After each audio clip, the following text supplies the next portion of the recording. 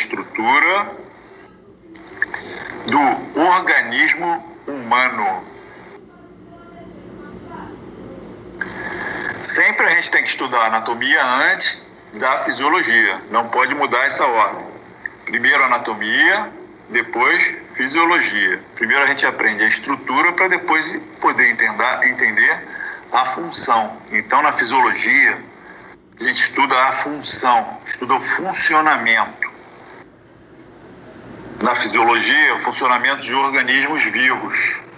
Pô, aí entra milhões de organismos vivos. Então, na anatomia e na fisiologia, a gente pode estudar um cachorro, uma girafa, uma bactéria. Bactéria é um organismo vivo, um protozoário. Isso pode ser estudado na fisiologia.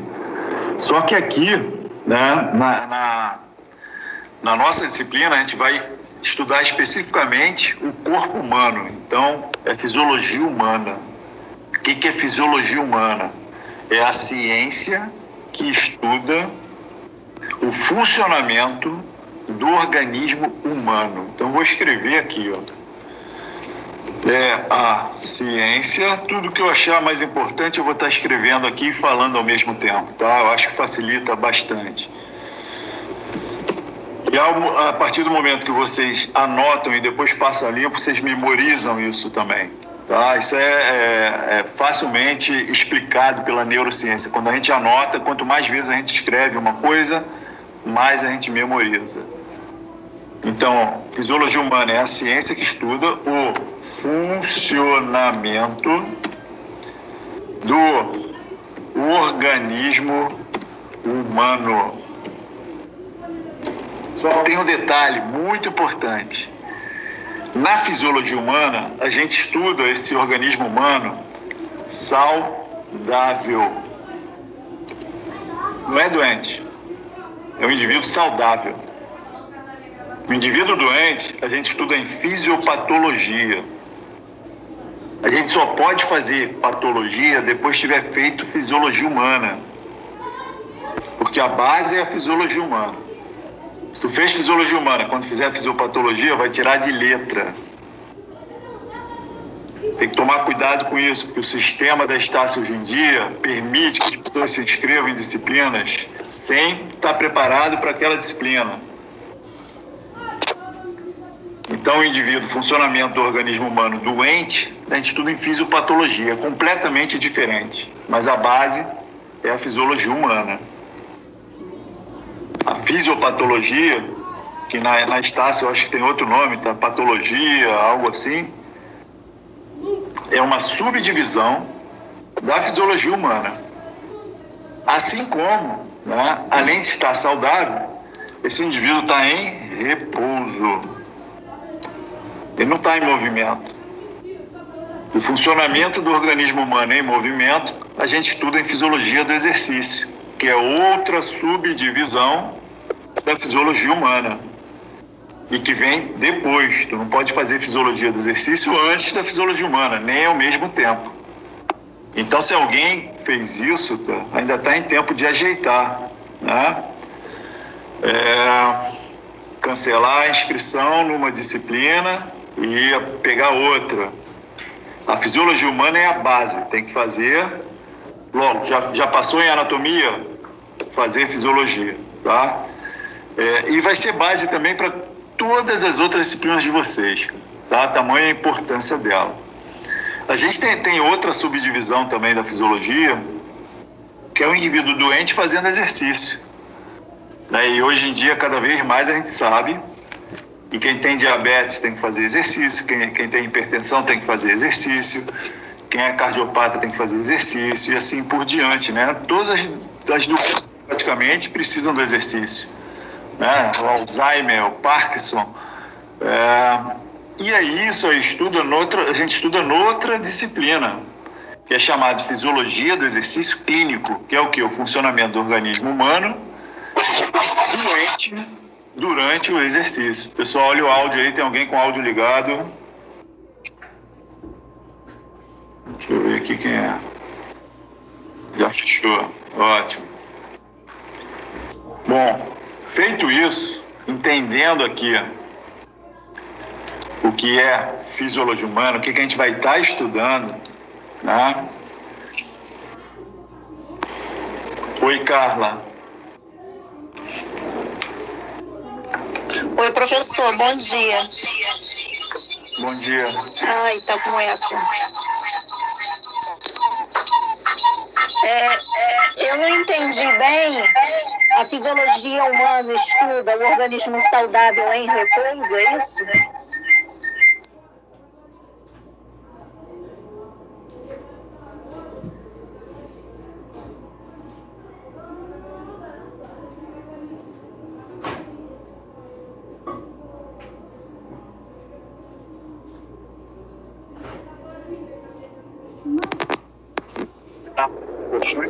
Estou escrevendo aqui no chat de reunião, tá?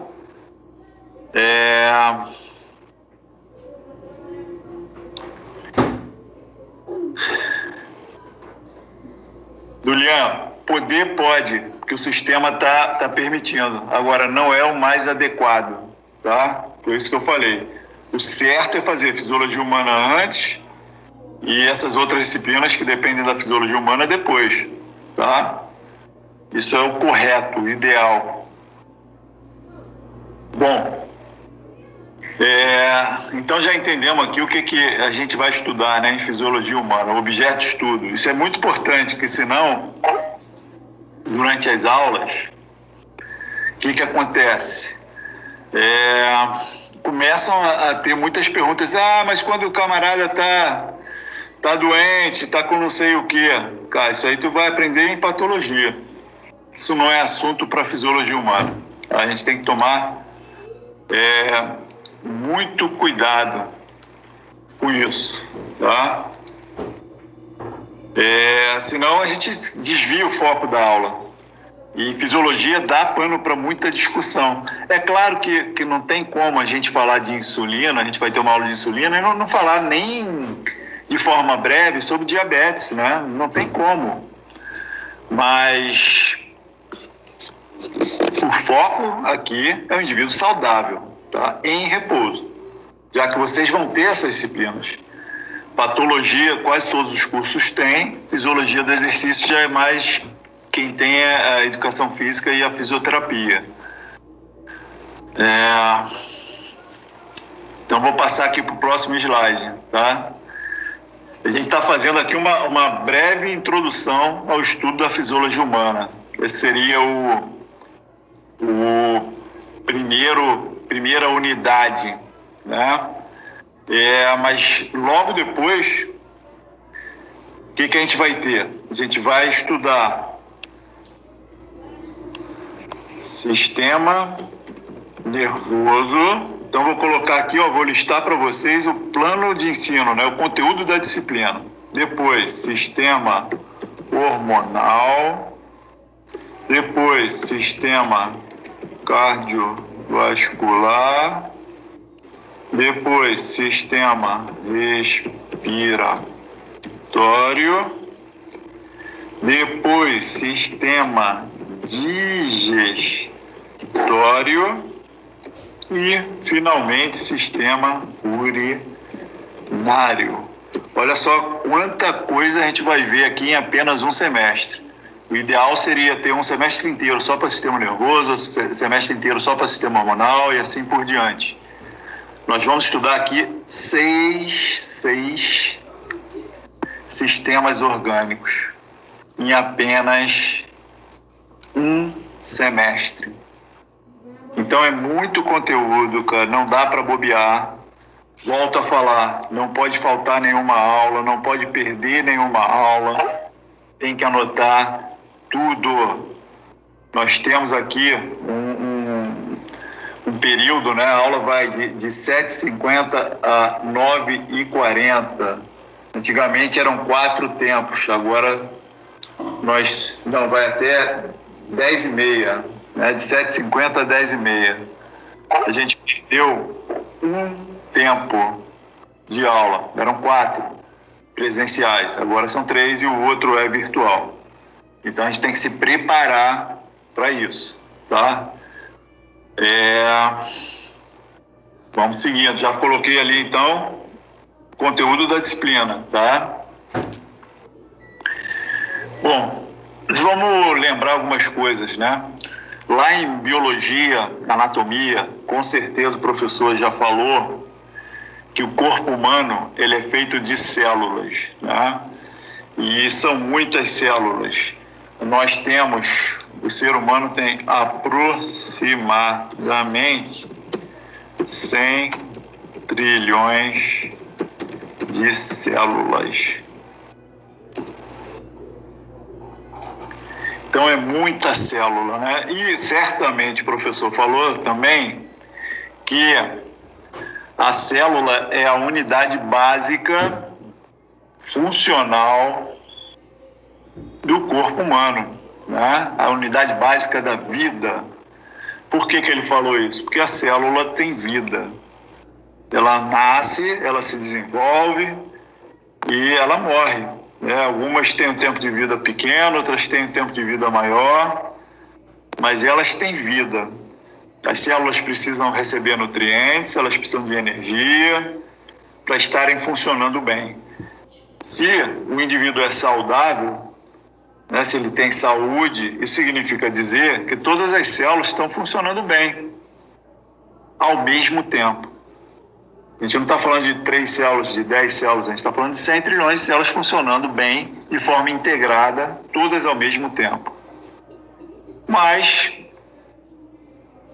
essas células, né, quando elas se agrupam e formam tecidos, a gente tem 4 tecidos básicos, né, o tecido muscular, o nervoso, o epitelial e o conjuntivo. Vocês vão estudar tecidos em histologia, é outra disciplina, que é uma subdivisão da anatomia, né, que vem depois da anatomia. Esses tecidos se reúnem e formam órgãos. Os órgãos têm diferentes tipos de tecidos, né? Coração, fígado, por aí vai. E esses órgãos todos se juntam e formam o corpo humano. Então, em última análise, o corpo humano é feito de células. Se a gente está falando de funcionamento do corpo humano, que é o que a fisiologia estuda, para que esse corpo humano funcione bem, as células têm que estar funcionando bem. Isso é um grande desafio para o nosso corpo. Não é uma tarefa fácil. E aí hoje, né, a gente vai já falar de um conceito importantíssimo para a fisiologia humana. Ainda hoje, daqui a pouquinho.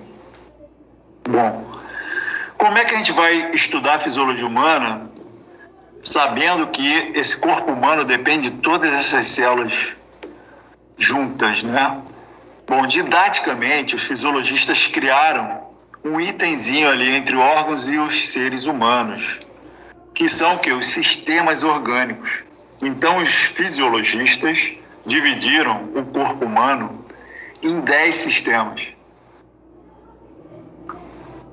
Por quê? Para mera questão didática. Quem nunca estudou fisiologia, seria muito difícil já pensar em todos esses sistemas, né, funcionando de forma unida, integrada. Então a gente aprende separadamente.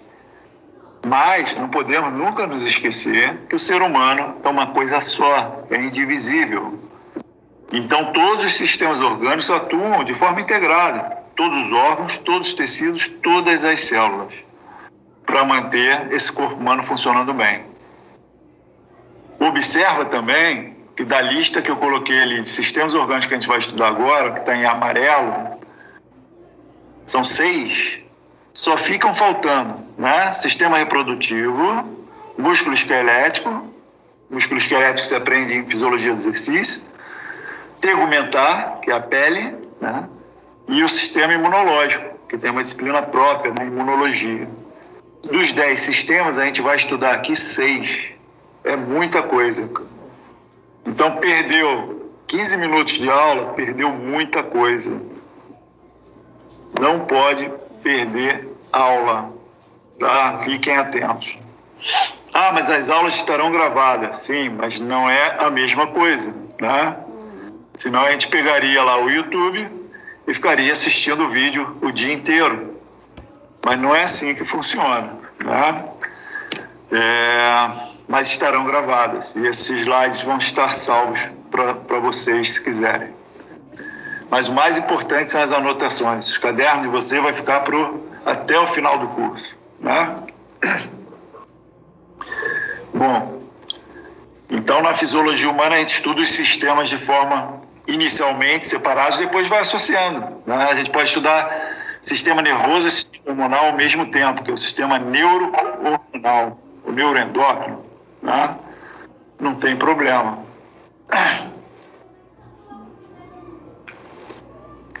Vamos lá, Cláudia, pode falar, Vitor Mãozinho. Bom dia, mestre, tudo bem? Deixa eu te fazer uma pergunta, eu gosto de anotar bastante. Não existe a possibilidade de você fornecer num dia anterior o seu material? Para eu, em cima do material que você der, eu vou dar uma lida antes e vou fazer as anotações em cima do material que você der? Cláudia, os slides que eu coloco são apenas um roteiro, tá? Mas eu aviso qual é o tema da próxima aula. E aí é que eu quero que vocês sejam estudantes, não fiquem apenas de forma passiva esperando o professor dar todo o material. Busquem esse material, tá? Então, vou sempre colocar depois, tá? Mas isso é um roteiro. Se pegar só os slides e não tiver as anotações, não vai servir para nada, né? É um roteiro do que a gente está falando aqui. Ok, obrigada. Bom, uma coisa importante, né, para o conceito que a gente vai falar daqui a pouquinho, a gente vai definir o conceito mais importante da fisiologia humana, que se chama homeostasia.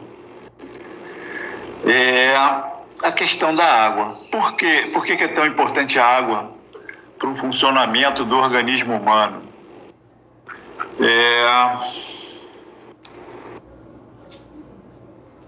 Por uma razão muito simples, né?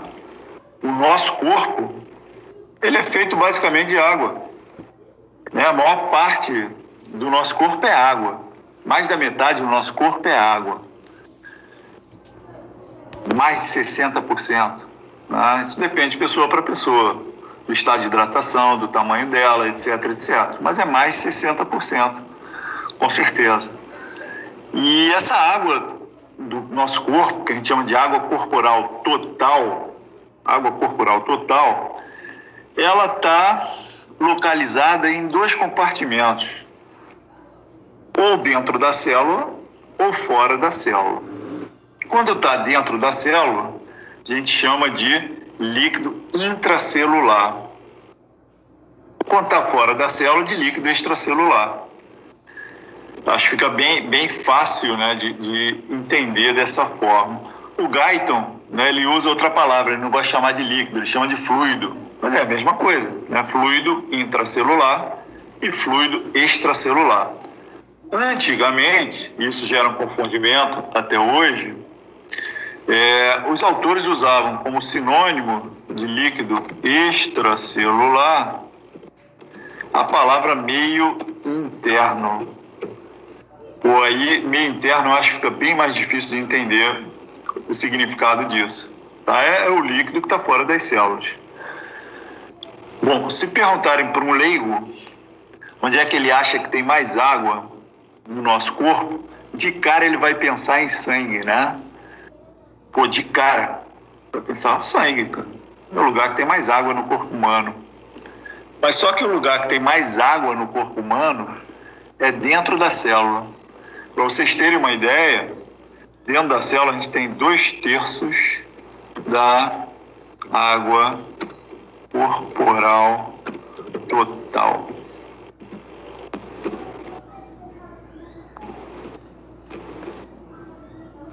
O 2/3 da água corporal total está dentro da célula, está no líquido intracelular. Se 2/3 da água corporal total está no líquido intracelular, dentro das células, sobrou o quê? 1/3 da água corporal total, líquido extracelular. Nossa, além de falar devagarzinho, repetir 1000 vezes as coisas, eu vou sempre escrevendo no chat de reunião, tá? Então, para as coisas mais importantes que eu gostaria que vocês anotassem.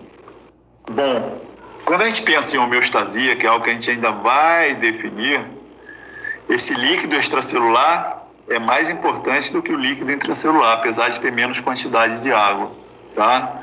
Vou mostrar um outro slide aqui que tem essa divisão em quantidade, ó. Intracelular, vê que é um pedaço bem maior, né? 2/3.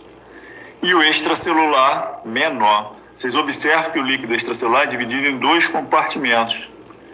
O líquido intersticial. O que é o líquido intersticial? É o líquido que banha a célula, que envolve a célula. Esse líquido intersticial, ele corresponde a 80% do líquido extracelular. Vê que o tamanho do líquido intersticial ali é bem maior do que o plasma. É 80%. Sobrou para o plasma 20% esse líquido extracelular. Então, dos locais onde tem água no nosso corpo, o lugar que tem menos água é no sangue. É o contrário, né? Plasma é o quê? A porção líquida do sangue, né? Nosso sangue tem uma porção sólida e uma porção líquida. A porção sólida é composta pelas células, né? Vocês já devem ter visto isso. E os eritrócitos, os leucócitos e as plaquetas. E a porção líquida é o plasma. Vê que do líquido extracelular, do compartimento extracelular, o plasma é o local que tem menos água, apenas 20%. A maior parte da água do nosso corpo está dentro das células, tá? Eu não estou falando disso por acaso, eu estou falando porque o líquido extracelular, o extracelular, que tem menos água, é fundamental para a homeostasia, tá? Que é o conceito que a gente vai definir agora. Tudo que a gente vai falar depois... Sim, correto, Fabiola. Sim, a quantidade, né, é controlada através do sistema linfático. Tudo que a gente vai falar depois tem relação com a homeostasia, tá? Então, por que a gente respira? Para manter a homeostasia. Por que a gente sente fome? Para manter a homeostasia. Por que a gente vai no banheiro? Para manter a homeostasia. Por que o nosso coração está batendo, né? Para manter a homeostasia. Por que a gente filtra o sangue para manter a homeostasia. Tudo que acontece no nosso corpo é para manter a homeostasia. Por que quem mantém a homeostasia o tempo todo? Todas as células do nosso corpo ao mesmo tempo, todos os tecidos, todos os órgãos, todos os sistemas. A homeostasia é uma característica do indivíduo saudável em repouso. Quando é que a gente não consegue manter a homeostasia? Quando a gente está doente, e aí não seria assunto para a fisiologia humana, ou quando a gente está fazendo exercício. O exercício é um desafio à homeostasia, mas é um desafio controlado, né? Saudável, importantíssimo. O indivíduo saudável, em repouso, ele mantém sua homeostasia o tempo todo. Ou seja, mantém um bom funcionamento de todas as células a maior parte do tempo. Então, tudo que acontece no nosso organismo é para manter a homeostasia. Então, tudo que a gente vai falar a partir de agora, a partir da aula de hoje, é para manter a homeostasia. Esse conceito é o mais importante de todos. Então, vocês têm que entender ele bem, tá? Muito bem. A gente tem na fisiologia o que a gente chama de parâmetros fisiológicos. Parâmetros fisiológicos. O que são os parâmetros fisiológicos? A gente tem vários. Por exemplo, a temperatura. Exemplo. Temperatura é um parâmetro fisiológico, pH é um parâmetro fisiológico, glicemia é um parâmetro fisiológico, pressão arterial é um parâmetro fisiológico, por aí vai. Dá para botar uma lista aqui, né? Gigantesca. Bom, o indivíduo saudável, quando ele está em repouso, ele consegue manter esses parâmetros fisiológicos todos dentro de valores de normalidade. Pensando na temperatura, acho que é o parâmetro mais fácil da gente visualizar, né? O que acontece se a nossa temperatura subir muito? Pô, a gente fica doente, né? Fica com febre. Se eu falar para vocês, ó, minha temperatura tá 40 graus agora, falar, pô, professor, tu tá com febre. Então já estamos falando de fisiopatologia. Por que a minha temperatura pode chegar a 40 graus? Porque de alguma forma o meu corpo não conseguiu manter a homeostasia. Por isso que eu fiquei doente, com febre. Mas o que acontece o tempo todo, né, a maior parte do tempo, é que quando a nossa temperatura começa a subir um pouquinho, o nosso corpo já age para baixar ela. Quando ela começa a descer um pouquinho, o nosso corpo já age para elevar ela. E aí, dessa forma, esse parâmetro fisiológico chamado temperatura vai estar sempre dentro de um valor de normalidade. Para cada parâmetro fisiológico existe um valor de normalidade, para a gente ter como base, mas que a gente não pode generalizar para todas as pessoas, né? Tem pessoas que naturalmente têm uma temperatura mais elevada, tem pessoas que naturalmente têm uma temperatura mais baixa. Isso é característica individual. Mas a gente tem um valor, um parâmetro,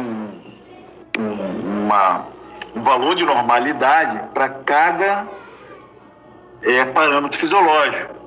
Tem um limite inferior, aonde, se passar desse limite inferior já, as células começam a não trabalhar plenamente. E aí, né, lembra? Se o corpo humano é feito de células, se minhas células não estão funcionando muito bem, eu vou estar com um problema, né?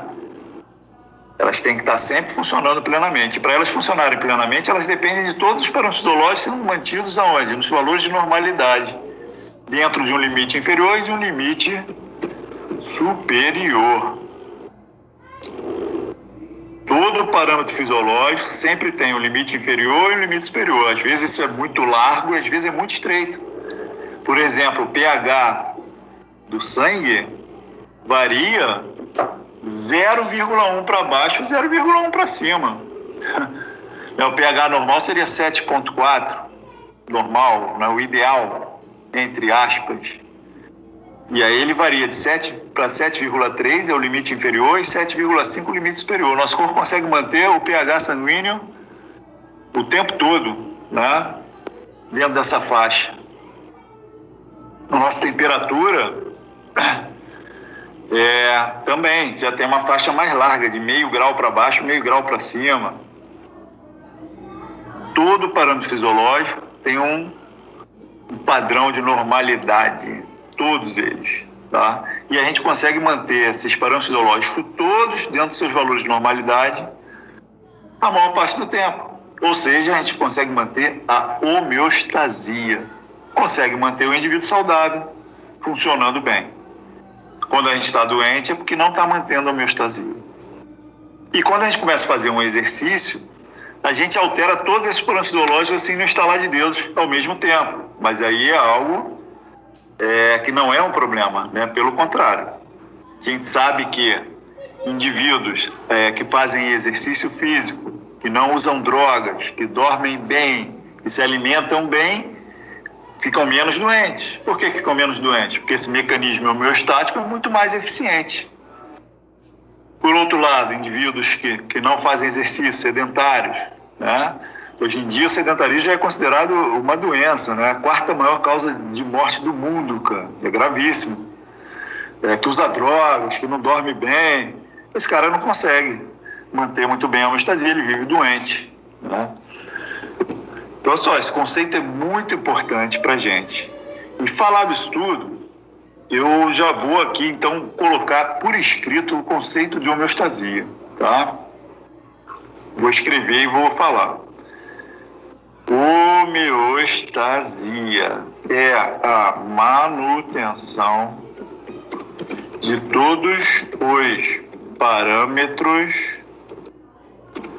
fisiológicos quase estáveis no líquido extracelular.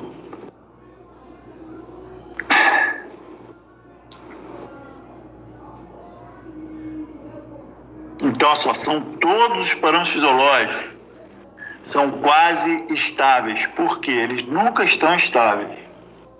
Nenhum parâmetro fisiológico está estável o tempo todo. A nossa glicemia, ela não está sempre ali no mesmo valor, ela está oscilando.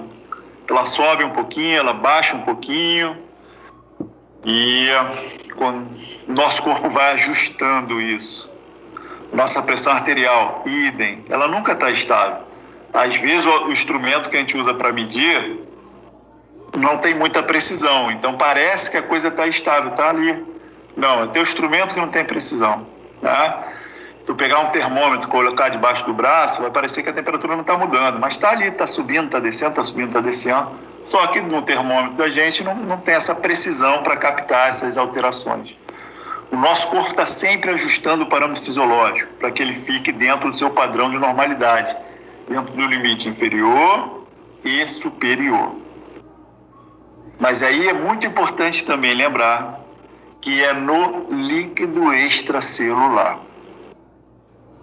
Então essa definição é muito importante, que vocês saibam de trás para frente, de qual é salteado, e tomem muito cuidado, porque tem muito livro com informação errada, tem muito blog com informação errada. Eu já cansei de ouvir até professores falando que a homeostasia é o equilíbrio do corpo humano. E aí eu botei até aqui um desenho que mostra muito bem. Esse corpo humano nunca está equilibrado, está sempre buscando o equilíbrio, mas nunca alcança. Tu vê que essa prancha aqui, ela nunca vai estar retinha. Esse lado aqui do pé direito está mais baixo, aí o nosso corpo começa a trabalhar para elevar ele, e automaticamente ele passa um pouquinho ali do nível que seria o equilíbrio. Não existe equilíbrio de parâmetro fisiológico no corpo humano, nunca, em situação alguma. Faz sentido, claro. Mas a gente está sempre buscando esse equilíbrio, tá? Mas esse é um erro grosseiro. E a gente está falando de todos os parâmetros fisiológicos, tá? Eles ficam sempre o quê? Quase estáveis, né? Quase estáveis. Mas estão dentro de um valor, de uma faixa de variação que vai do limite inferior até o limite superior, tá? E aonde? No líquido extracelular. Então, eu vou dar um exemplo aqui de um parâmetro fisiológico do mais fácil de todos, da temperatura. Olha só, a temperatura tem um limite inferior, um limite superior e tem um ponto de ajuste. Esse ponto de ajuste é algo que o nosso corpo sempre está buscando, mas que jamais vai alcançar, tá? Seria um ponto ideal, seria um ponto central, né, entre o limite inferior e o limite superior. Então sempre passa um pouquinho para cima, aí o nosso corpo trabalha para baixar, aí passa um pouquinho para baixo, o nosso corpo trabalha para elevar. E é claro que esses números, e qualquer número que eu apresente em fisiologia, é uma coisa para vocês terem o quê? Uma referência. Por quê? Basta que a pessoa tenha uma característica hormonal um pouquinho diferente, que ela vai ter uma temperatura mais elevada ou mais baixa. Vai ter um outro valor de limite inferior e limite superior. Então a gente tem esses valores sempre que são apresentados como referência. Mas não pode esquecer nunca que todo mundo é diferente.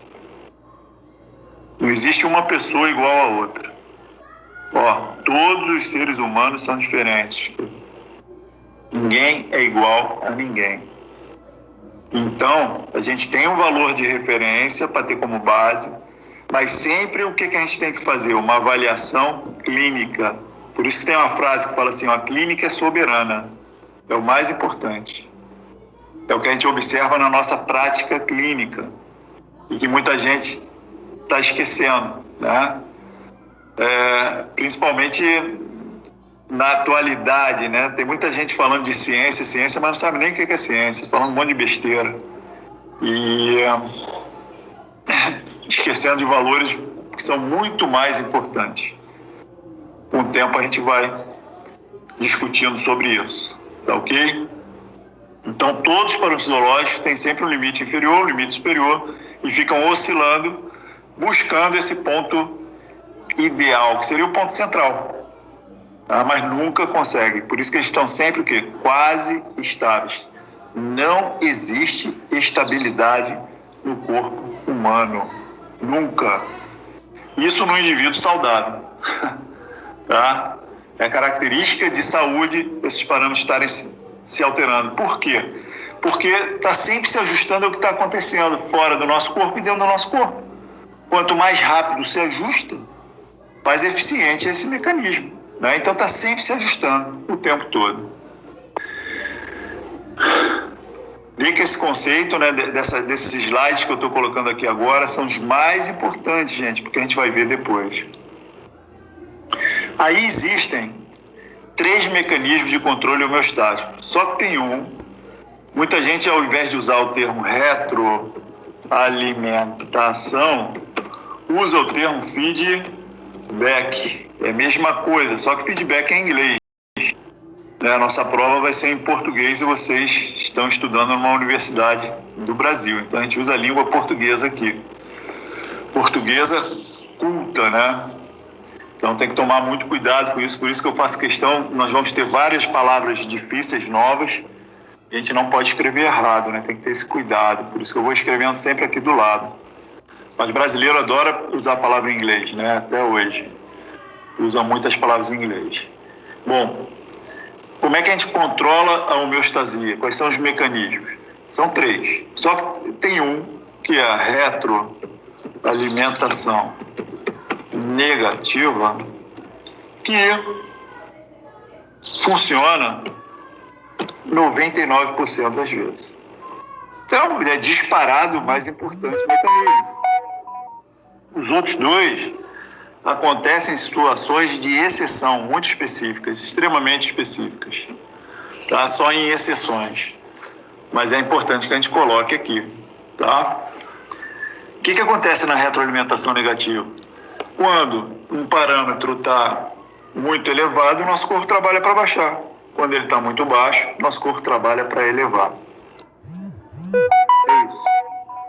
Então, vou definir aqui, vou escrever, tá? Para vocês nunca se esquecerem. É quando o organismo provoca uma alteração em um determinado... É quando retroalimentação negativa. É quando o organismo provoca uma alteração em um determinado parâmetro lógico no sentido inverso ao que ocorria. Então, está muito elevado, vai baixar. Está muito baixo, vai elevar. 99% das vezes é isso que acontece. Minha temperatura começa a subir um pouquinho, aí eu começo a transpirar para baixar, aí ela desce um pouquinho, aí tem uma alteração ali dos vasos sanguíneos, um ajuste nos vasos para elevar, e isso está acontecendo o tempo todo. Oi, Monique, pode falar.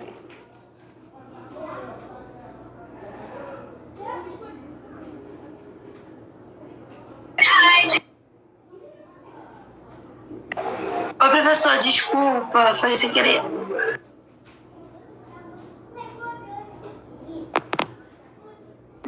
Tchau. Ok. Cláudia, vamos lá. Então, professor, essa retroalimentação negativa, Desculpe a minha ignorância, tá? Mas eu tô aqui para aprender. Então, se eu errar, o senhor me corrige. É como se eu tomasse um caldo quente. E aí vai fazer eu suar. É isso? Não, Cláudio. Tudo isso que está acontecendo acontece de forma involuntária, cara, no nosso organismo, cara. Tá? Então, quando um parâmetro fisiológico está muito elevado, vai ter que ter algum ajuste para baixar. Por exemplo, se você comer agora um prato de macarrão, tua glicemia vai subir. Aí vai ter secreção de insulina para baixar a tua glicemia. Isso não é algo voluntário, intencional. É algo que o nosso corpo faz naturalmente, está fazendo agora, nas células. Tá tendo um ajuste dos parâmetros fisiológicos o tempo todo. O tempo todo. Legal, valeu. Tá? E quanto mais saudável for o indivíduo, mais rápido e eficiente é esse mecanismo homeostático.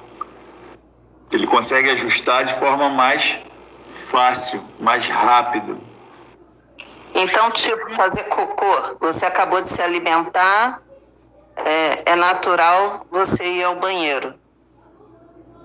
Não imediatamente depois, mas se eu estiver acumulando muitas fezes lá no meu intestino, eu tenho que jogar aquilo fora. E aí, naturalmente, eu vou fazer, não tem como evitar, né? Se eu tentar aprender, eu não consigo. Sim, mas o que eu estou dizendo é, essa retroalimentação negativa, essa reação, né?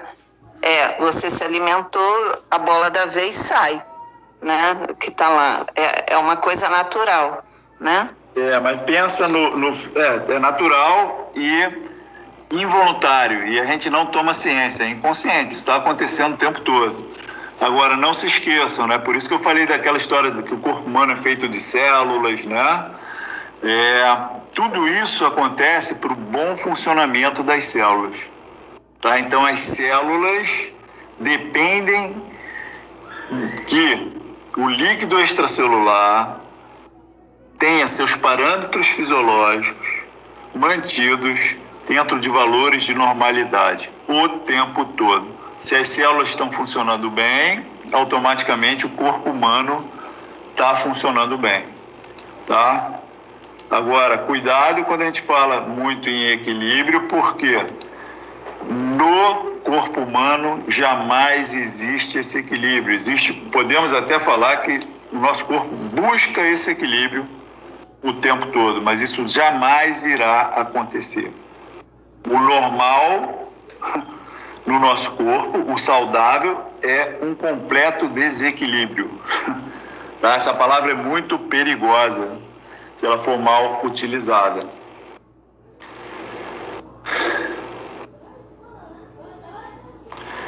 Então, o que predomina a maior parte das vezes é a retroalimentação negativa. Na retroalimentação positiva, que é uma situação de exceção, tá? São exceções, nada é estático, nunca, exatamente, nunca. E a gente não está falando de entre um minuto e outro, não, a gente está falando entre um milissegundo e o outro milissegundo, já mudou um monte de coisa, tá? Não existe nada estático, perfeito, tá? Então, na retroalimentação positiva, o feedback negativo, positivo. Vamos lá, Ricardo, fala aí. Toda vez que vocês falam com áudio, eu tenho que colocar aqui para ouvir. Bom dia, professor. Bom gentileza. Por que a sede é o líquido extracelular, como que serve para o equilíbrio para a homeostasia? Por que é o líquido extracelular e não uma outra sede, outra coisa? Obrigado. Vocês me fizem entender. Ok, Ricardo. Boa pergunta. Aí vamos ver aqui, ó só. Como é que eu sei que a minha glicemia está elevada? Eu não vou lá e tiro o sangue. Eu estou medindo aonde? Né? No líquido extracelular. Então, esse líquido que banha, né, que fica fora das células, é por ali que vão chegar, né, todas as substâncias importantes para a célula, e é por ali que vão sair todas as substâncias que não são importantes para a célula. Então, né, o líquido extracelular, para a homeostasia, ele é realmente mais importante do que o líquido intracelular. Então, o parâmetro que a gente utiliza é o líquido extracelular, porque é ali que a gente mede esses parâmetros. Tá? É por ali que a gente mede. Quando a gente mede a pressão arterial, está medindo a pressão, né, que o sangue, olha lá, líquido extracelular, está fazendo sobre a parede das artérias. Tá? Então, é ali que é realmente o local mais importante. Ok? Ok, obrigado. Na retroalimentação positiva, olha só o que acontece. Um parâmetro está muito elevado, aí o nosso corpo trabalha para elevar ele mais ainda. Ou ele está muito baixo, o nosso corpo trabalha para baixar mais ainda. Já deu para vocês perceberem que isso, na maioria das vezes, vai gerar um problema, né? Imagina, minha temperatura está em 39 graus, aí meu corpo trabalha para elevar ela, vai me matar, né? Então, por isso que só em situações muito específicas é que acontece a retroalimentação positiva para controle homeostático, fisiologicamente. Então, são exceções, tá? E na retroalimentação positiva vai gerar um caos, né, na maioria das vezes. Mas existem situações de exceção, tá, em que isso acontece. O exemplo mais clássico é o parto natural, mas vou colocar aqui a definição de retroalimentação positiva também, tá? É quando o organismo provoca uma alteração em um determinado parâmetro fisiológico no mesmo sentido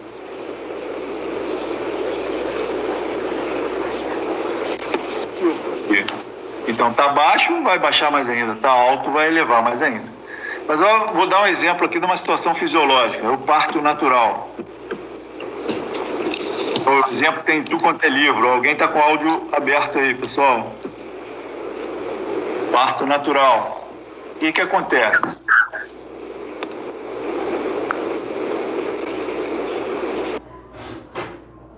Quando, né, o bebê vai descendo, ele provoca o que, ó? Estiramento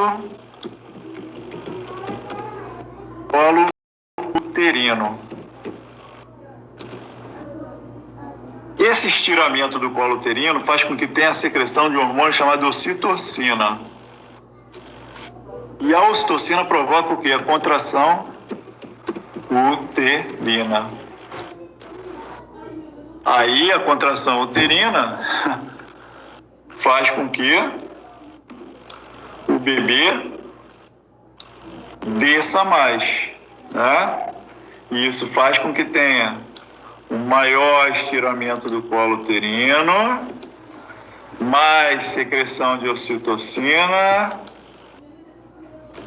e mais contração uterina. Então, isso é um ciclo, né, que a gente chama popularmente de ciclo vicioso. Até que o bebê saia, aí isso para. Vai numa crescente.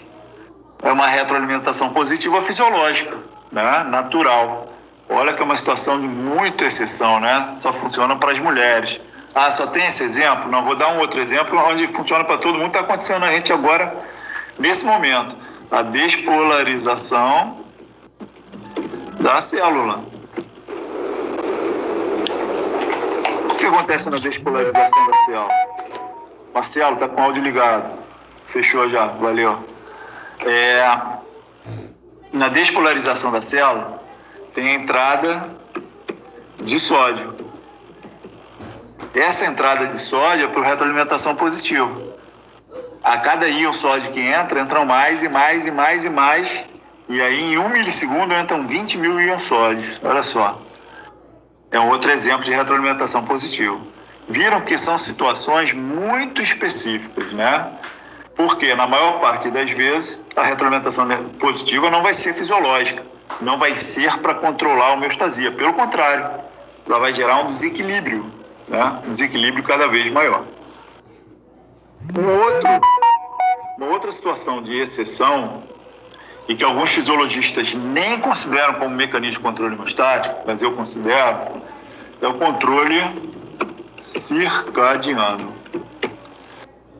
O que é o circadiano? O controle circadiano é quando um parâmetro fisiológico responde de maneira diferente de acordo com o horário. Então, de acordo com o horário, a gente já sabe que aquele parâmetro fisiológico se comporta de uma maneira diferente. Vou dar um exemplo. Um hormônio chamado de cortisol. A quantidade de cortisol circulante sempre é maior no período da manhã. Porque isso é uma característica circadiana desse hormônio. Tá? Então, se a gente for medir cortisol, hoje em dia se usa muito cortisol. O apelido do cortisol é hormônio de estresse. A gente vai ter uma aula só sobre ele.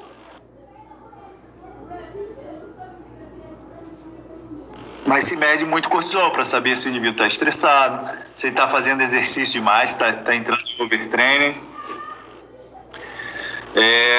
Mas se eu fizer uma primeira medida pela manhã, uma segunda pela noite, eu não posso comparar de jeito nenhum. Né? Se o cara sabe fisiologia, as medidas têm que ser feitas sempre no mesmo horário. Olha só como é que a fisiologia é importante, né? Senão tu vai ter uma conclusão equivocada. Alguns parâmetros fisiológicos se comportam de maneira diferente de acordo com o momento do dia, mas são também situações de muita exceção. Então, se eu juntar a retroalimentação positiva e o controle circadiano, no final dá menos de 1%. A nossa homeostasia é mantida basicamente por retroalimentação negativa. Beleza, pessoal? Entenderam o que é homeostasia? Aquela definição de homeostasia, vocês têm que repetir ela 1 milhão de vezes, cara, como se fosse um mantra. Tá? E cuidado com as informações erradas, né, que existem por aí. Posso seguir? Aí eu vou parar essa apresentação e vamos começar a falar de sistema nervoso. Tá? Essa introdução a gente conclui aqui. Vou parar a apresentação. Todos esses slides com esses tópicos vão ser disponibilizados depois, tá? Fiquem tranquilos. Vou colocar agora outra apresentação aqui, tá? Já vi, Patrícia, só um segundinho. Deixa eu colocar outra aqui.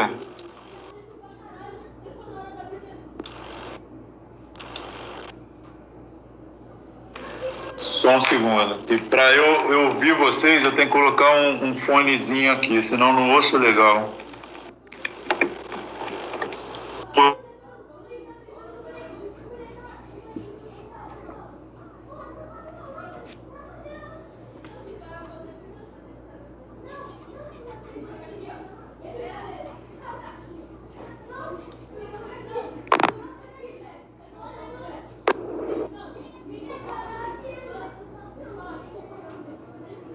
Não, né? Pô. Cuidado, pessoal, onde vocês clicam, tá? Muito cuidado. Então nós vamos começar aqui a falar de sistema nervoso. Já na aula de hoje. E aí,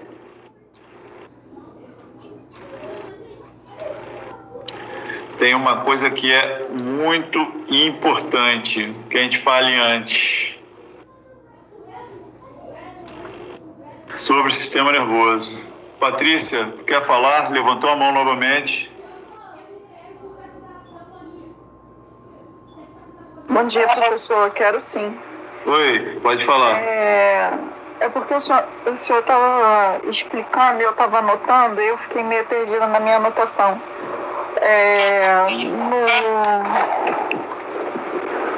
No controle circadiano, o senhor citou algum exemplo? Foi cortisol, é isso?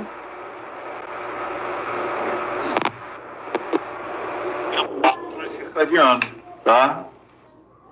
Ele se comporta de forma diferente, né? A concentração de cortisol é diferente no nosso corpo, de acordo com o momento do dia. Foi um exemplo. O hormônio do crescimento também tem um controle circadiano, né? Nas primeiras horas de sono aumenta muito a secreção. Então, são exceções, tá? Situações de exceção.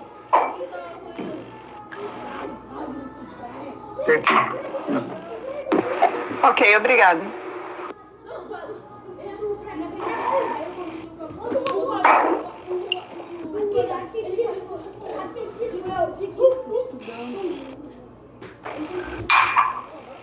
Bom, então vamos começar a falar de sistema nervoso, tá?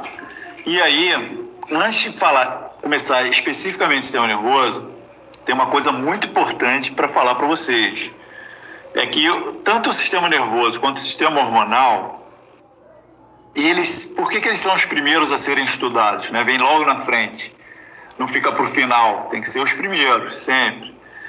É porque hierarquicamente eles são superiores. Por que eles são superiores? Porque eles são capazes de controlar os outros sistemas. Então, tanto o sistema nervoso quanto o hormonal, eles são capazes de controlar os outros sistemas. Eu estou falando de dar ordem, né? Então, é uma hierarquia, realmente. O sistema nervoso controla através de uma substância química chamada de neurotransmissor. Neurotransmissor é uma substância química. Enquanto que o sistema hormonal controla através de outra substância química, chamada de hormônio.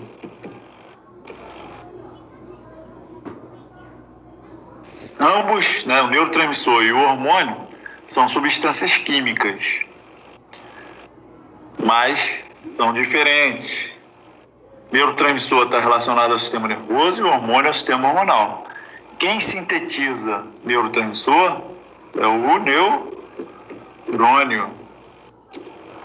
E quem sintetiza hormônio são as glândulas.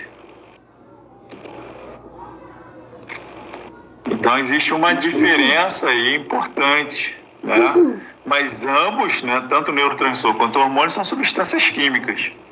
E o que essas substâncias químicas fazem? Levam uma mensagem. Para quem? Para alguma célula. A célula que vai receber essa mensagem a gente chama de célula-alvo. É a célula que recebe a mensagem. Se for através do sistema nervoso, a mensagem vai sair do neurônio e vai chegar na célula-alvo. Se for pelo sistema hormonal, a mensagem vai sair da glândula e vai chegar nas células-alvo. Pode ser uma ou pode ser várias, né, recebendo essa mensagem. Por isso que neurotransmissor e hormônio, os dois são chamados de mensageiros químicos. Ambos são mensageiros químicos. E aí muita gente comete o erro de dizer que são iguais. Oi, Cláudia, pode falar. Você pode falar mais sobre as células-alvo? Ou não cabe nessa matéria? Célula-alvo é quem vai receber a informação, tá? Proveniente do neurônio ou das glândulas. Quem pode ser célula-alvo? Qualquer célula do nosso corpo. É quem recebe a informação. Aonde o neurotransmissor vai se ligar ou onde o hormônio vai atuar. Tá? É isso. Obrigada.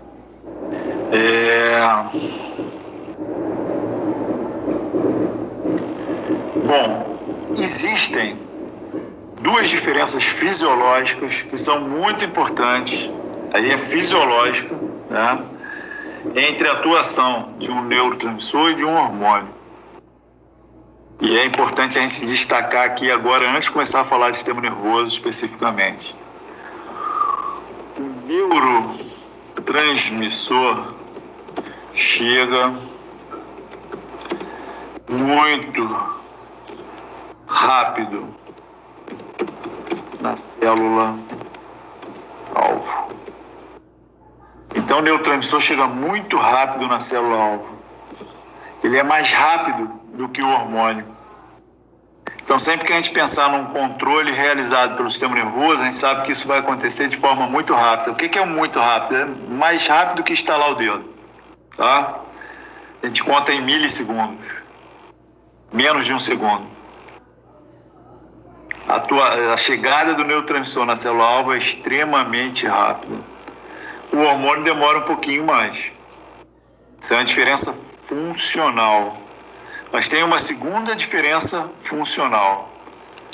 É que o tempo de atuação do neurotransmissor na célula alvo é menor. O tempo de atuação do neurotransmissor na célula alvo é também muito rápido. Dura segundos. O hormônio ele fica atuando, dependendo do hormônio, por minutos, horas. Tem hormônio que demora horas ali fazendo efeito na célula alvo. Então são duas diferenças funcionais importantes. O neurotransmissor chega muito rápido na célula alvo. A gente vai ver por que já já. A distância que ele tem que percorrer é mínima. Mas o tempo de ação do neurotransmissor é menor do que o hormônio. Tá? Mas ambos, tanto o sistema nervoso quanto o sistema hormonal, hierarquicamente são superiores. Por quê? Porque são capazes de controlar os demais sistemas, aqueles 8 sistemas restantes, sistemas orgânicos. Todos eles são controlados pelo sistema nervoso e sistema hormonal. Falado isso, agora a gente começa a falar só de sistema nervoso, tá? Bem específico para o sistema nervoso. E aí vamos começar sempre lembrando, né? Eu sei que vocês já fizeram anatomia, mas tem muita coisa que precisa ser lembrada, né? O sistema nervoso ele tem uma divisão anatômica. Vocês têm que ter dado isso lá em anatomia já. Qual é a divisão anatômica? Sistema nervoso central e sistema nervoso periférico. Bom, qual o critério que os anatomistas utilizaram?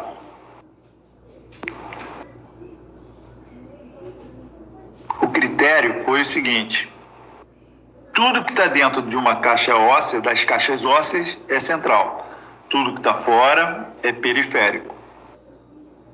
Que caixa óssea a gente está falando? A gente está falando do crânio e coluna vertebral. Tudo que está dentro do crânio é sistema nervoso central. E tudo que está dentro da coluna vertebral, sistema nervoso central. Dentro do crânio, a gente tem o encéfalo, né? O encéfalo é dividido em duas partes, né? Telencéfalo e diencéfalo. Isso tudo é sistema nervoso central. Dentro da coluna vertebral, a gente tem a medula espinal, sem H, tá? É errado escrever com H. Medula espinal. Então prestem muita atenção quando vocês forem ler, tem muita informação errada, tá? Até nos vídeos vocês vão assistir. Padrão ouro é o quê? O que eu falo em sala de aula. Esse é o padrão ouro, tá? O que eu estou falando aqui está baseado em vários livros, vários artigos. Então eu passei uma peneira nisso aí. Bom, os livros, até os livros de anatomia, colocam apenas essas duas estruturas como fazendo parte do sistema nervoso central. Só que eles estão, e aí eu digo, todos eles estão errados. Porque a gente pode dizer também que um pedaço do neurônio aferente e um pedaço do neurônio eferente também fazem parte do sistema nervoso central. Lembrando, né, que o neurônio aferente, que a gente confunde muito, ou sensitivo, conduz os estímulos em direção do sistema nervoso central.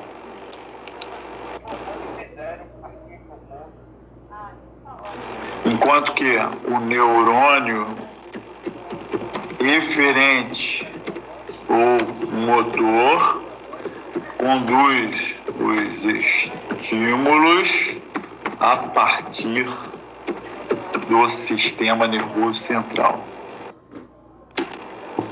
Então, o que eu falei para vocês? Que um pedaço desses neurônios está no sistema nervoso central. Por quê? Porque está dentro da caixa óssea. É um pedaço menor, sim, mas está no sistema nervoso central. Sistema nervoso periférico. A gente tem um pedaço desses neurônios aferentes e eferentes e tem os gânglios. Né? O que são os gânglios? Os gânglios são dilatações dos corpos celulares. A gente vai ver daqui a pouquinho o que é um corpo celular, tá? Que fazem parte aí do sistema nervoso periférico. Isso é anatomia, né? Anatomia você já viu. Mas eu vou mostrar aqui para vocês visualizarem o que eu acabei de falar, dessa história de um pedaço do neurônio aferente e eferente, tá? Dentro e fora da caixa óssea.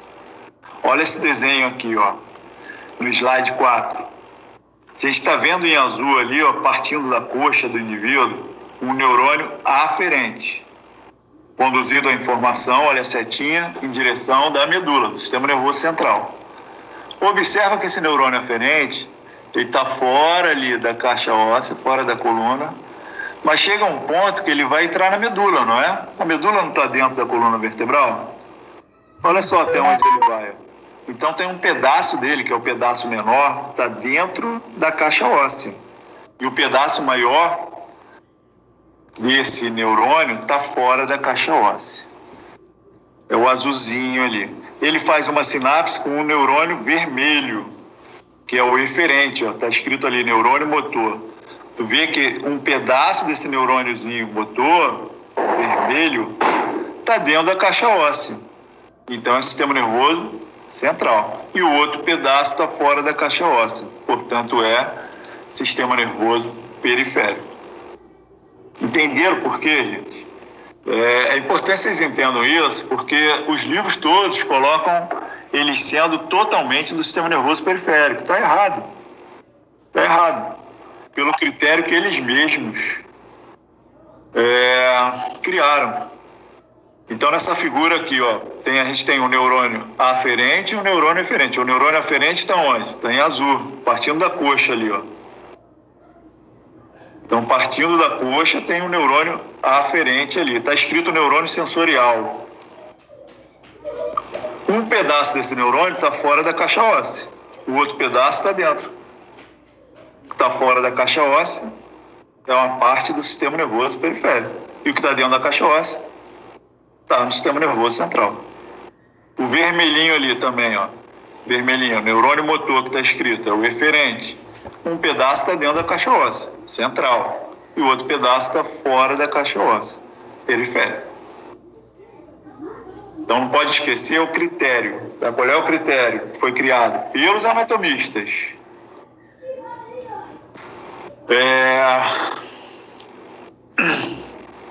Às vezes quando a gente desliga e liga o computador, sai e volta, melhora isso, tá? Isso é um problema aí no seu computador, viu, Tatiana?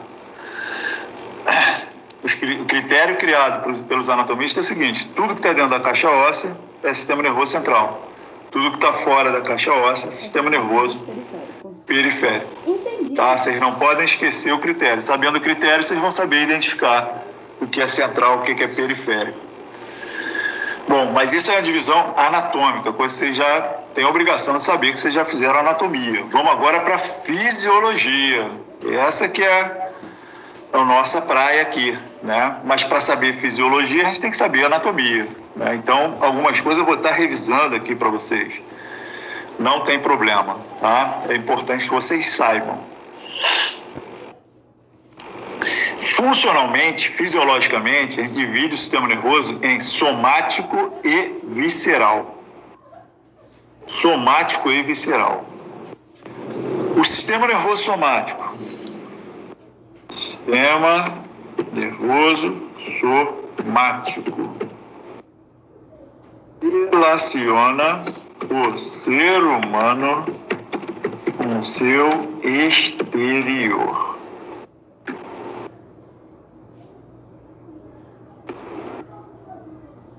E o sistema nervoso visceral, alguns lugares colocam como vegetativo, relaciona o ser humano com seu interior. Vísceras são o que? Órgãos internos, tá? Outra diferença importantíssima é que o sistema nervoso somático é voluntário e consciente, enquanto que o sistema nervoso visceral é involuntário e inconsciente.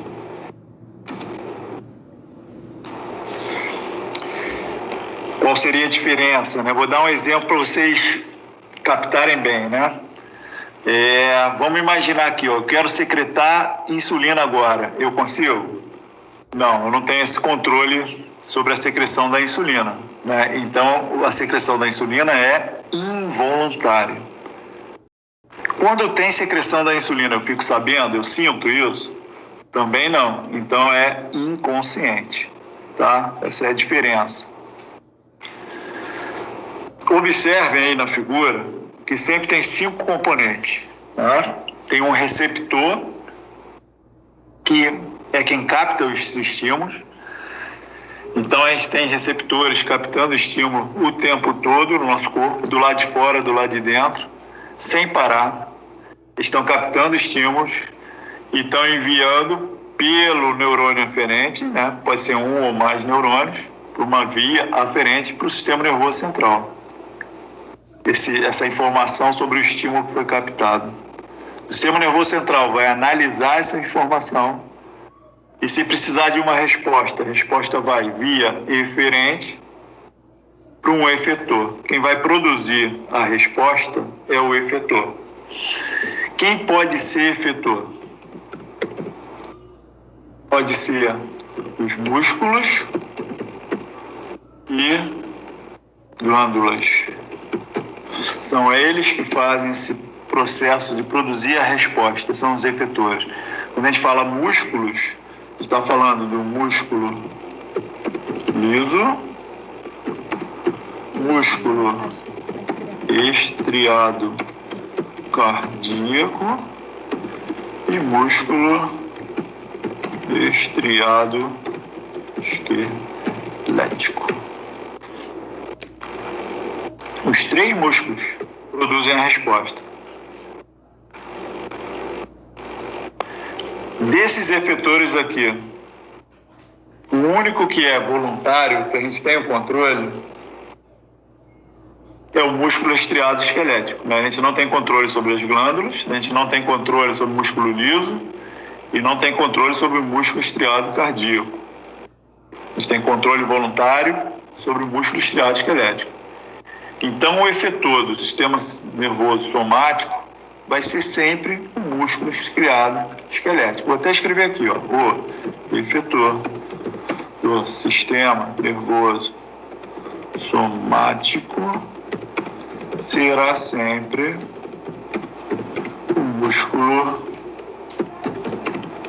estriado esquelético. Olha quanta coisa para estudar você já tem, né? Vem muito mais ainda aí. E os efetores do sistema nervoso visceral podem ser as glândulas e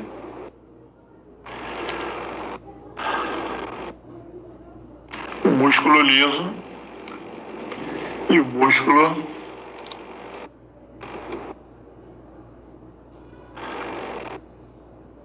estriado cardíaco, porque eles são involuntários. Porque eu não vou botar não, vou botar ou, né? Fica melhor, deixa eu corrigir aqui. Podem ser as glândulas ou o liso ou músculo estriado cardíaco. Alguém levantou o braço, pode falar.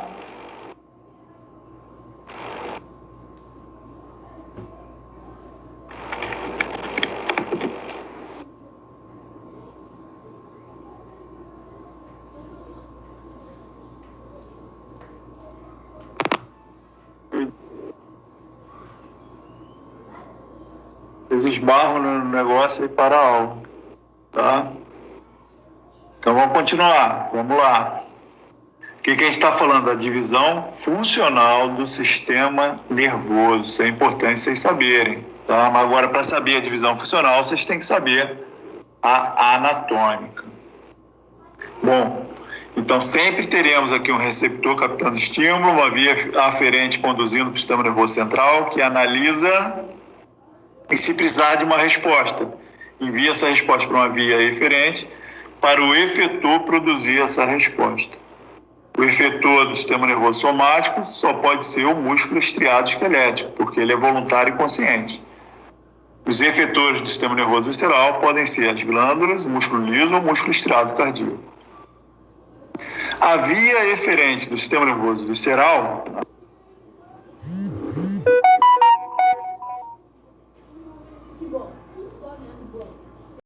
as células do corpo humano, elas são integradas, todos os tecidos, todos os órgãos, todos os sistemas.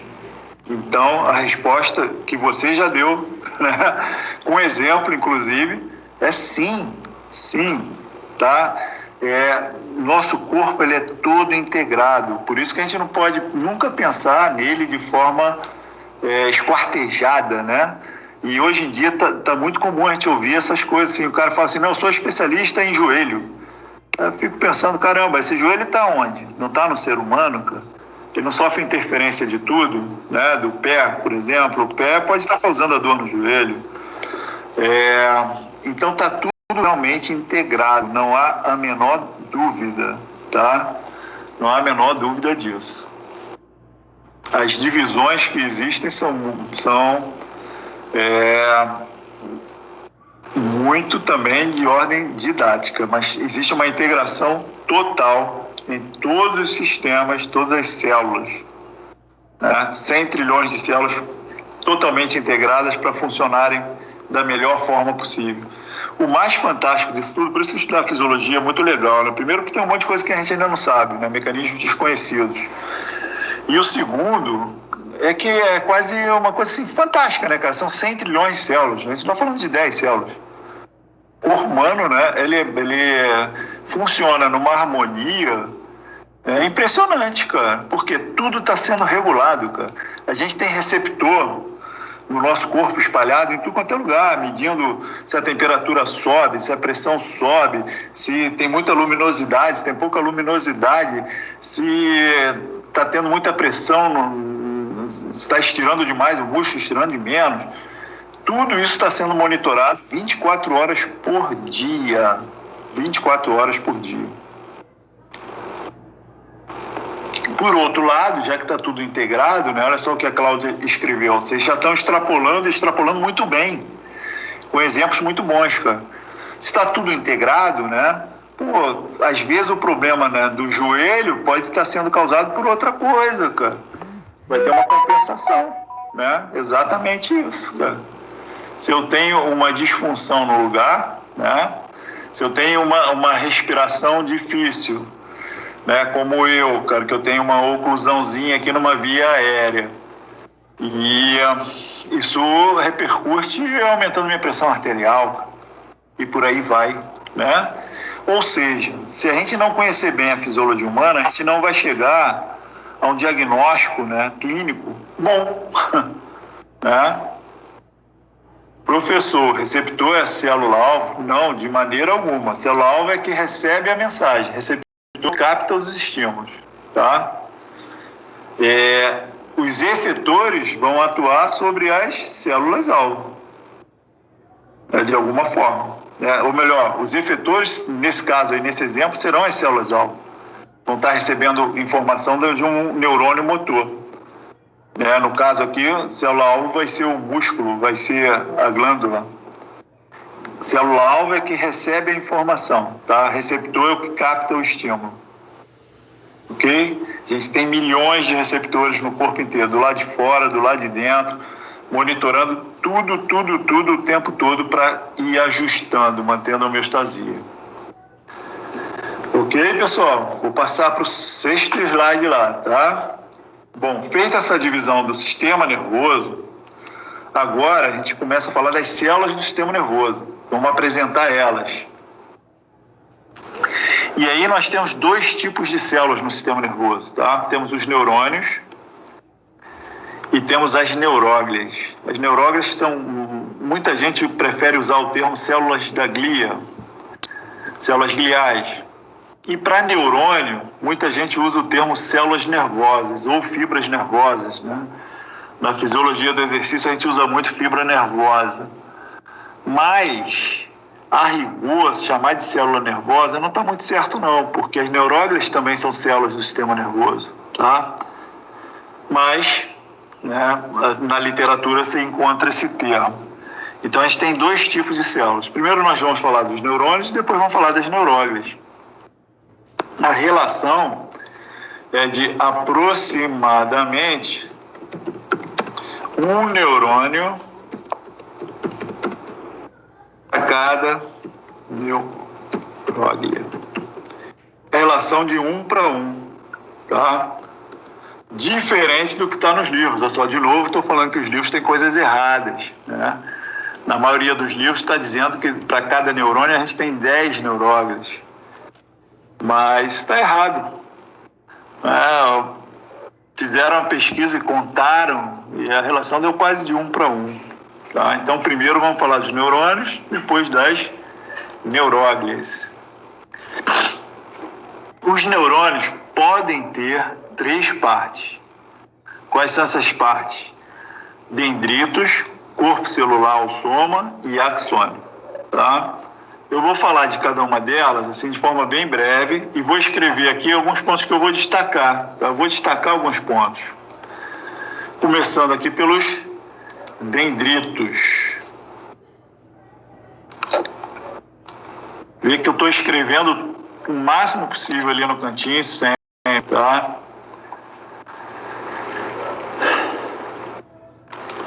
E eu gosto de fazer isso em todas as aulas. Além de estar falando, eu vou escrevendo. E à medida que vocês vão anotando, vocês vão memorizando. Quanto mais copiarem, né, passar ali para o material, maior a memorização vai ser. Os dendritos, então vamos lá, começando pelos dendritos. O que a gente destaca neles? É o principal. Local de recepção dos estímulos. Se é o principal local de recepção dos estímulos, isso quer dizer o quê? Que não é o único lugar, né? Tem outros. Mas normalmente os estímulos chegam no neurônio através de seus dendritos. No ser humano, a maior parte dos nossos neurônios, a maior parte, tem muitos dendritos, podendo chegar a ter 400 mil dendritos. Olha só, milhares de dendritos. Isso significa que tem o quê? Uma grande capacidade de receber estímulos. Grande capacidade de receber estímulos. A gente chama essa quantidade de dendrito aí de árvore dendrítica.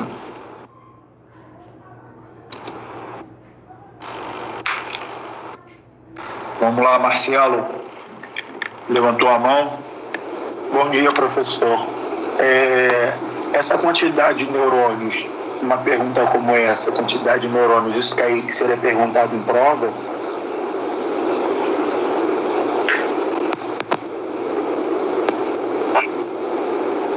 Prova ainda falta muito, cara. O que eu posso perguntar na prova? Tudo que eu falei em sala de aula. Tudo que eu falei em sala de aula. Por isso que vocês têm que estar ligados e anotando, tá? Os slides, tem só um roteiro, né?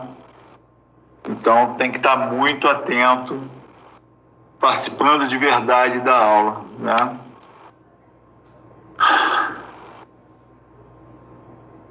Oi, Cláudia. Então, você está dizendo que essa estrutura de várias ramificações se chama árvore de estímulos, é isso? Árvore dendrítica. Ah, ok. É como se fosse uma raiz que vai, né, cada vez mais se ramificando, se ramificando, se ramificando. E isso é chamado comumente de árvore dendrítica. A maior parte dos nossos neurônios tem uma árvore dendrítica muito grande, tá? A gente vai ver quais são os tipos de neurônios que a gente pode ter. Bom, então os dendritos, o que a gente destacou em relação aos dendritos? É o principal local de recepção dos estímulos. Oi, Cláudia. Desculpa, mas são dúvidas. Então, as pontas, né, as raízes, que parecem raízes, são elas os estímulos? São elas que se percebem?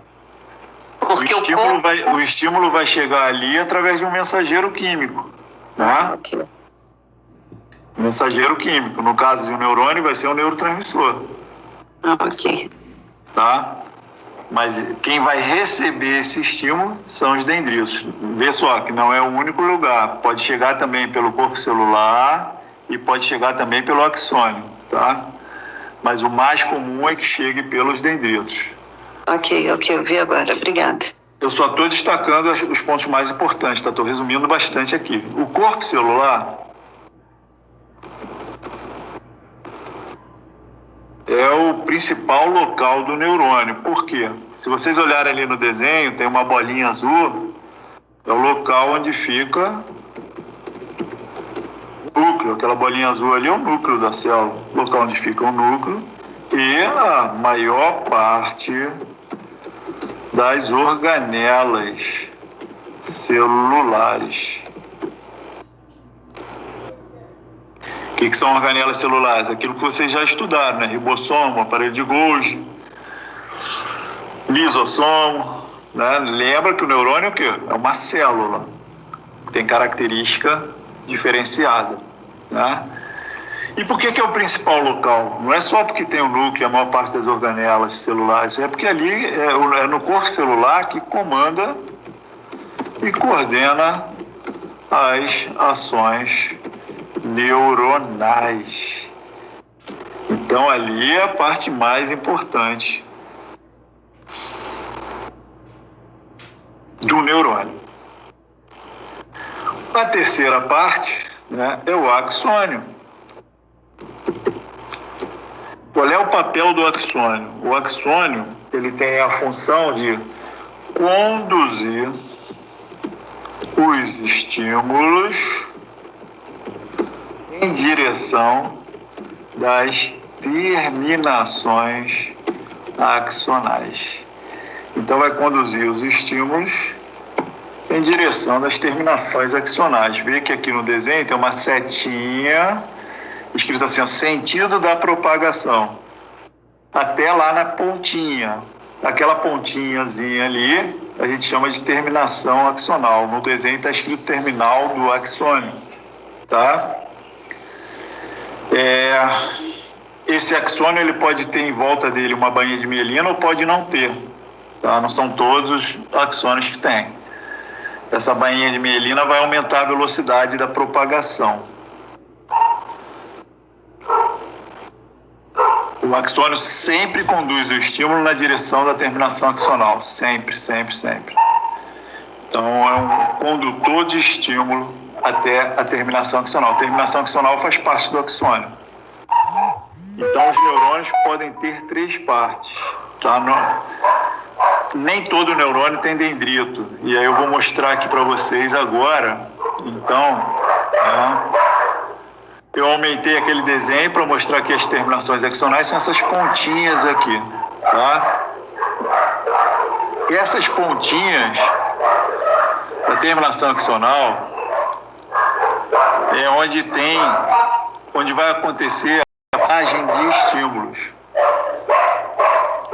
Isso pode ser uma junção entre o neurônio e um músculo, um neurônio e outro neurônio, tá? Mas sempre na terminação axonal vai ter essa estruturazinha que a gente está vendo aqui no desenho, que é chamada de botão sináptico,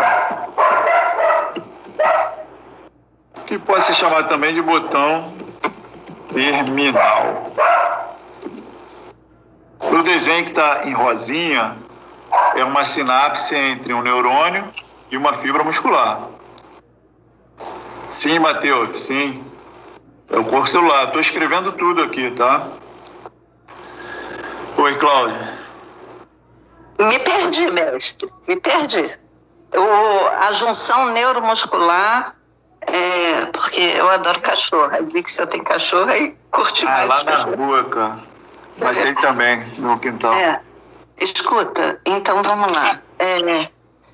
Você falou que o axônio... Cara, me perdi toda. Vou voltar tudo. Vou voltar para o slide anterior. Vamos lá. Aqui, ó. A gente viu que lá na pontinha do axônio tem o quê? As terminações axonais, né?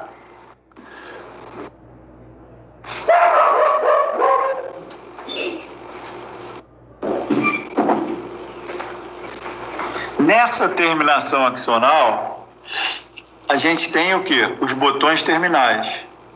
Então, aquela pontinha lá na terminação axonal, aumentando ela bastante, a gente vê isso aqui, ó. Essa estrutura aqui, ó, está na figura 9, que é o botão terminal. É aqui que vai ter a junção entre o neurônio e a célula-alvo, que nesse caso aqui do desenho, por isso está escrito junção neuromuscular, é a junção entre o neurônio, e o músculo, fibra muscular, então muscular. Mas poderia ser uma junção de um neurônio com outro neurônio, tá? O que tem dentro desse botão terminal aqui? Ele está cheio de vesículas secretoras. Aquelas vesículas secretoras, vocês estudaram em biologia, que são formadas no aparelho de Golgi. O aparelho de Golgi não é um empacotador celular? Bom, dentro dessas... Não, gente, junção é o quê? Junção de duas coisas. Botão terminal é essa estruturazinha que vocês estão vendo aqui, que está na terminação axonal. A junção aqui que eu estou mostrando é a junção entre o neurônio e o músculo, tá? Tá no desenho aqui.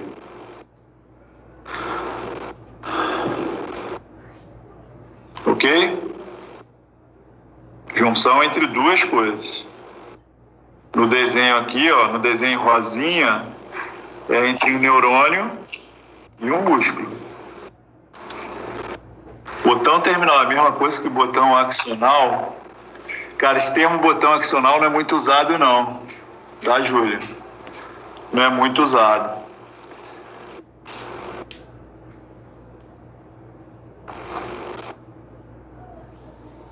Mas o mouse não tá aparecendo para ninguém, cara. O botão terminal tá no desenho aqui, tá escrito. E vocês já fizeram biologia, né? Eu tô dando uma revisada nessa questão aqui. Não dá para ver ali, ó, uma estruturazinha chegando na fibra muscular, onde dentro tá escrito ali, ó, vesículas sinápticas, aí tá ali axônio. Isso é o botão terminal. Onde é que está o botão terminal? Está na terminação axonal. Axonal, tá? Tá aí, assim, ó. Terminação axonal. Tá ok? Então, aqui no desenho a gente está vendo, ó, um botão terminal entrando ali na fibra muscular, e dentro dela, o que a gente vê ali? Vesículas secretoras. Dentro dessas vesículas, o que a gente tem? Um monte de neurotransmissores. neurotransmissores. Está cheio de neurotransmissor nessas vesículas, esperando o quê? Aquele estímulo que eu falei, que está vindo pelo axônio, chegar lá na pontinha, lá na terminação axonal, ou seja, no botão terminal. Quando o estímulo chega, inicia um processo de exocitose. Ocitose, que vocês já viram também em biologia, né? A maneira como moléculas grandes, né, proteínas, neurotransmissor, é uma proteína. Como é que elas saem da célula? Saem por exocitose. Aí essas vesículas se aproximam da membrana pré-sináptica,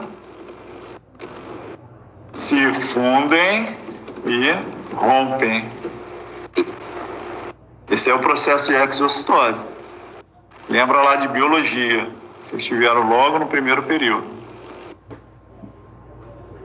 O neurotransmissor já está armazenado ali dentro da vesícula. Está escrito ali no desenho como vesícula sináptica, mas não está errado não, tá? Mas o termo mais correto é vesícula secretora. Quando faz a exocitose, esse neurotransmissor vai ser liberado aonde? No espaço que tem entre o botão terminal e a célula-alvo. Esse espaço é chamado de fenda sináptica. Eles não deram isso em biologia, não? Em outra disciplina ainda? Vê que não existe uma conexão entre as duas células, né? Tem um espaço entre elas, que é a fenda sináptica. Da fenda sináptica, esse neurotransmissor ele tem que ir aonde? Tem que buscar o quê?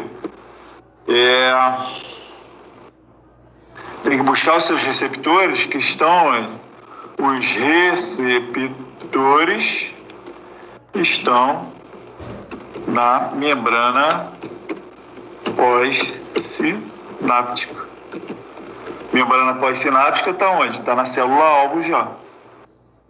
Então, esse neurotransmissor vai ser secretado, a palavra que se usa é essa, secretado, hormônio e neurotransmissor, são secretados. Não, estou falando aqui também, né, Fabio? Preste atenção aqui que você vai entender, tá? Quem não viu em outra disciplina, vai entender por esse desenho aqui, tá bem tranquilo, tá? O que eu estou falando é sobre exocitose. Era para ver isso em biologia na parte de transporte através da membrana, né? Moléculas grandes para sair da célula saem por exocitose. Para entrar na célula entram por fagocitose ou pinocitose, né? Então, vou repetir aqui, eu repito 1000 vezes, vocês vão entender. O botão terminal está onde? Está na terminação axonal. A gente pegou e aumentou aquela extremidadezinha aqui, ó, da figura anterior, da figura 8, terminação axonal, aumentou 1000 vezes. Aí tem lá o que? Um botão terminal. Dentro desse botão terminal tem um monte de vesícula secretora cheia de neurotransmissor. Quando o estímulo chega ali, essas vesículas vão fazer o que? Exocitose. Aí elas se aproximam da membrana pré-sináptica, se fundem a ela e rompem. Aí vê o desenhozinho aqui, ó, as vesículas já rompidas e liberando o neurotransmissor, que é uma bolinha preta, na fenda sináptica. Esse neurotransmissor vai atravessar a fenda sináptica e vai se ligar aos seus receptores, que já estão onde? Na célula-alvo. E aí a gente chama de membrana pós-sináptica. Está escrito aqui no desenho, membrana plasmática pré-sináptica e embaixo, membrana plasmática pós-sináptica. É dessa forma que a informação é passada de uma célula para outra. A célula que está recebendo a informação, a gente chama sempre de célula-alvo. Independente do tipo de célula que for. É sempre uma célula-alvo.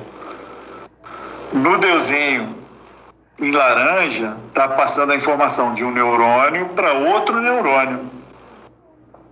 No desenho rosinha, está passando de um neurônio para uma fibra muscular. Mas o processo é igual. Tá ok? dessa forma que a informação é passada de uma célula para outra. Desenho 10 aqui é só ilustrativo. Oi, Cláudia. Marcelo. Cláudia primeiro, depois Marcelo. Podem falar. Professor, volta o slide anterior, por gentileza. Está aqui, voltei. Então, você está dizendo que a fenda sináptica é por onde passam as membranas... Não, é por onde passam as células-alvo. Fenda sináptica é o espaço que existe entre uma célula e outra. E é por onde onde o neurotransmissor vai ser secretado. Aqui. E tem que atravessar essa fenda para chegar no seu receptor, para chegar na membrana pós-sináptica. Tá? Tem o espaço entre uma célula e outra, essa fenda. Uhum. Oi, Marcelo. Professor, no caso aqui, nesse mesmo slide que o senhor mostrou aqui, essa... Calma aí, Marcelo, vou pedir para tu repetir. Deixa eu botar meu áudio aqui, teu áudio não está sendo bom para mim. Ok.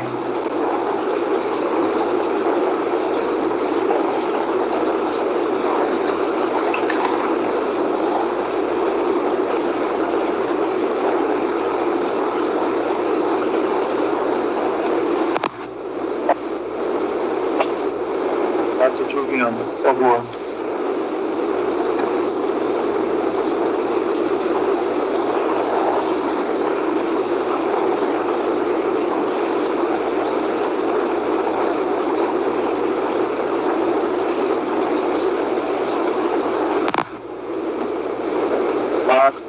Continuar aqui então.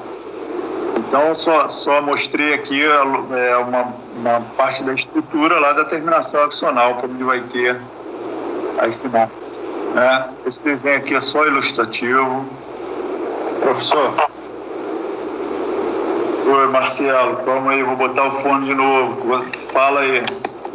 Tá ok. Não, era aquele slide mesmo anterior, que o senhor tinha colocado de um terminal axônio, uma conexão de uma fibra muscular. No caso, esse impulso vindo do sistema nervoso, né, acontece tudo isso aí que o senhor nos mostrou. Agora, quando acontece de um modo inverso, vamos supor, alguém, assim, quando a gente se coça, aí a gente sente, vamos supor, estou coçando a minha perna, eu estou sentindo que eu estou passando as minhas mãos na perna, alguma coisa está tendo contato com a minha perna, né? Como acontece essa informação?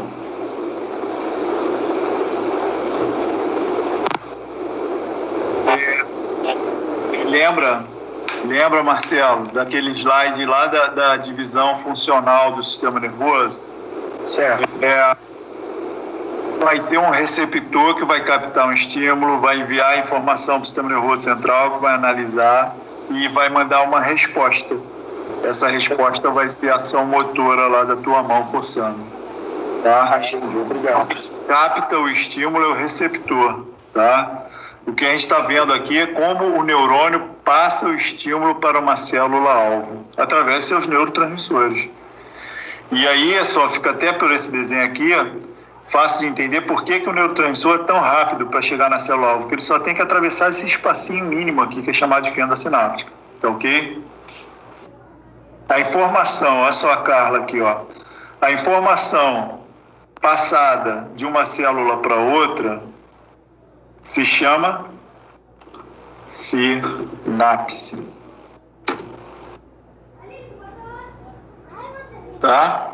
Por isso que a gente está falando de fenda sináptica, membrana pré-sináptica, membrana pós-sináptica, botão sináptico, porque a passagem dessa informação de um neurônio para outro neurônio ou de um neurônio para uma célula efetora se chama sinapse.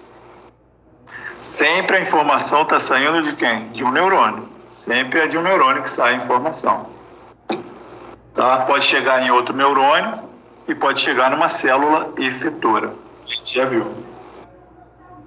Então vamos adiante aqui, vamos lá. Estruturalmente, os neurônios, a gente tem 3 tipos de neurônios. Tá? Essa é a anatomia de novo, voltamos para a estrutura. Quais são os 3 tipos de neurônio? Porque depois a gente vai falar da função. Tá? O pseudo-unipolar,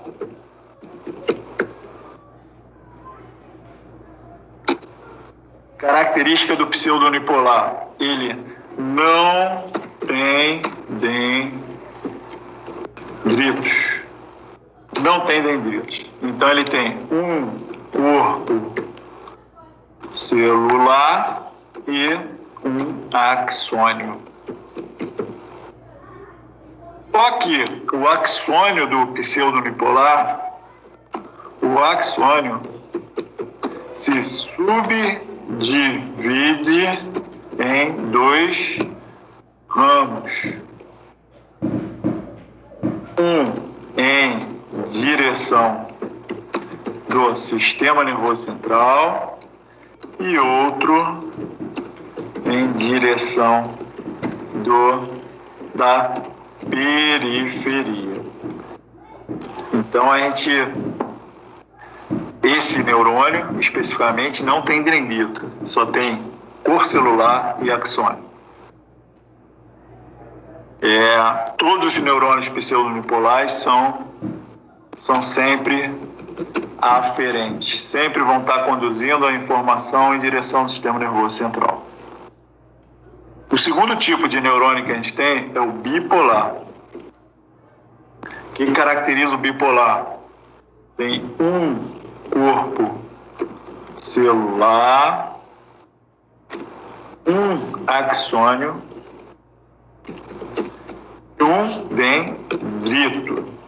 Só tem um dendrito. O dendrito fica de um lado e o axônio do outro, do corpo celular.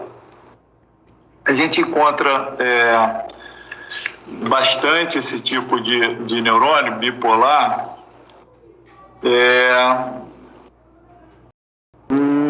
são neurônios normalmente sensoriais. Então a gente tem nos olhos, no nariz, a gente tem bastante deles.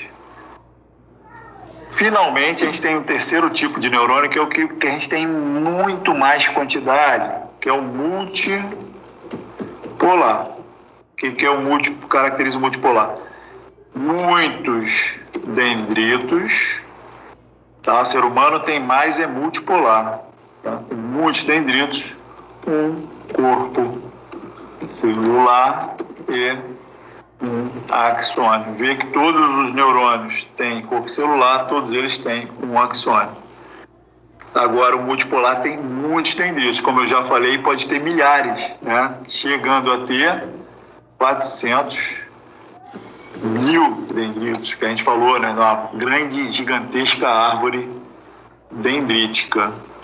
Eles são os mais comuns, não só no ser humano, mas em todo mamífero, tá? Todo ser mamífero tem muitos neurônios polar. Então, de novo, fizemos aqui uma revisão da anatomia, tá? Marcelo, tá com a mão levantada. Quer falar? Não, professor, perdão, foi sem querer aqui. Ah, tá. Baixa lá. E agora vamos falar da fisiologia.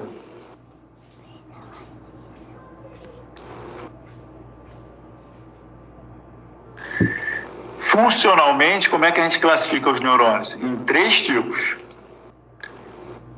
Aferente. Bota no prato, esquenta. Já falamos, né, sobre eles. Não, vai sujar isso aqui, bota pra lá. Deixa ficar bem. Periferia é extremidade.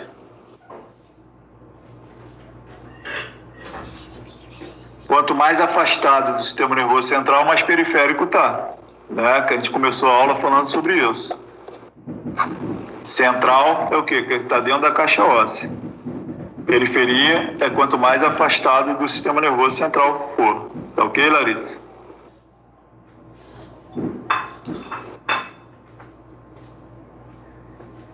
Então, Então, funcionalmente, a gente tem 3 tipos de neurônios também. O que interessa pra gente é o funcional, né? Fisiologia. O aferente, que a gente já falou, conduz a informação da periferia ao sistema nervoso central. O eferente, já falamos também, né? Conduz a informação do sistema nervoso central para a periferia. E o terceiro tipo que a gente não tinha falado, que são os interneurônios. O que o interneurônio faz? Ele conecta um neurônio a outro neurônio. Na verdade, 99% dos nossos neurônios são interneurônios. Estão conectando um neurônio a outro neurônio. Aferente e eferente são menos de 1%. A gente já viu também que neurônio aferente, né, um pedaço fica no sistema nervoso central, outro pedaço menor, um pedaço menor fica no sistema nervoso central, um pedaço maior no sistema nervoso periférico. A mesma coisa para o eferente. Mas os interneurônios, todos os interneurônios estão localizados no sistema nervoso central, todos eles. É um neurônio se conectando a outro, a outro, a outro, a outro, a outro, a outro. E quando a gente faz uma atividade complexa,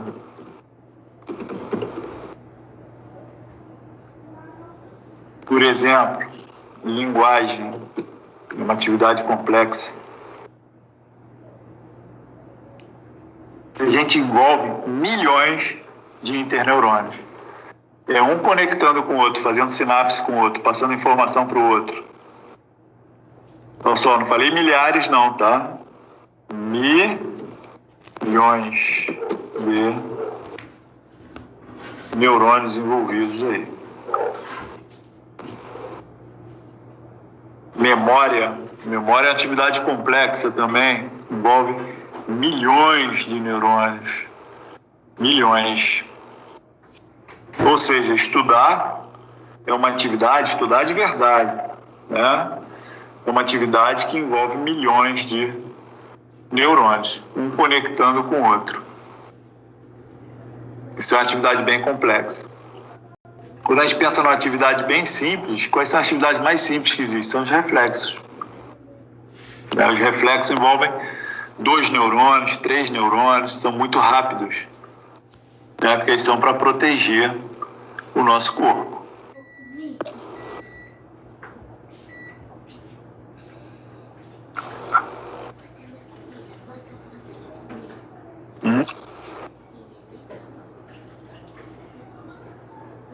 Carla, eu só vou fazer a chamada no final da aula, tá? E eu sempre falo, voltando a falar disso, não tinha nada a ver, né, com...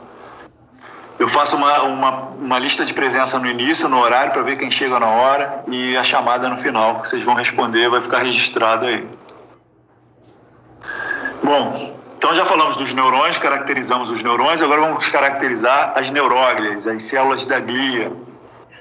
E aí existem 2 tipos de neuróglias, tá? A aula está quase acabando. Existem as micróglias e as macróglias. São 2 tipos de neuróglias diferentes que existem. E a gente viu que existem 2 tipos de células do sistema nervoso.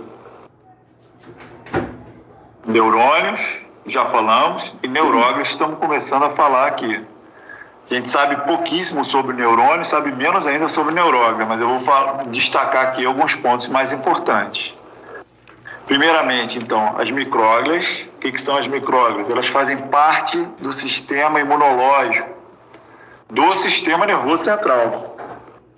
Então, elas atuam exatamente como macrófagos. Vão fagocitando as substâncias, né, que são nocivas.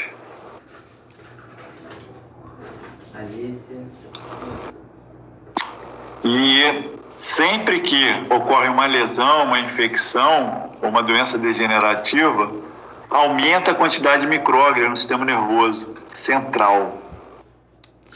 E o que elas fazem? Fagocita essas substâncias. Então, é parte do sistema imune, do sistema nervoso central, a proteção, tá?